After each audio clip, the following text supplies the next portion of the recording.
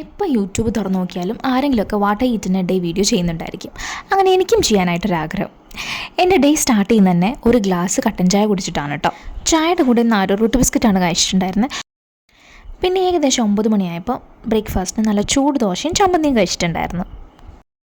ഡെലിവറിയൊക്കെ കഴിഞ്ഞിരിക്കുന്നതുകൊണ്ട് തന്നെ ഒരു 10 മണിയായപ്പോൾ കുളിയൊക്കെ കഴിഞ്ഞ് വന്നിട്ട് മരുന്ന് കഞ്ഞി കുടിച്ചു. ഇതിന് വലിയ ടേസ്റ്റൊന്നും ഇല്ല കേട്ടോ, പക്ഷെ എന്നാലും ഹെൽത്തിന് വേണ്ടിയിട്ട് ഇതൊക്കെ കഴിക്കണമല്ലോ. 11:30 അമ്മയുടെ വക കുറച്ച് പൊമഗ്രനേറ്റ് കൊണ്ടു തന്നു. ഈ ഒരു ടൈമിൽ HP കൂടാനും അതുപോലെ തന്നെ ബോഡിക്കൊക്കെ വേണ്ടിയിട്ട് പൊമഗ്രനേറ്റും നെല്ലിക്കയും ഡേറ്റ്സൊക്കെ കഴിക്കുന്നത് വളരെ നല്ലതാണ്. ലഞ്ച് കഴിച്ചപ്പോൾ സമയം 1:30. ചോറിൻ്റെ കൂടെ മുട്ട പൊരിച്ചതും ബീട്രൂട്ട് തോരനും പച്ചടിയാണ് ഉണ്ടായിരുന്നത്. ഇതൊക്കെ കഴിച്ചിട്ട് ഒരു ഉറക്കം അങ്ങ് ഉറങ്ങി. എണീറ്റപ്പോൾ സമയം 4 മണിയായി.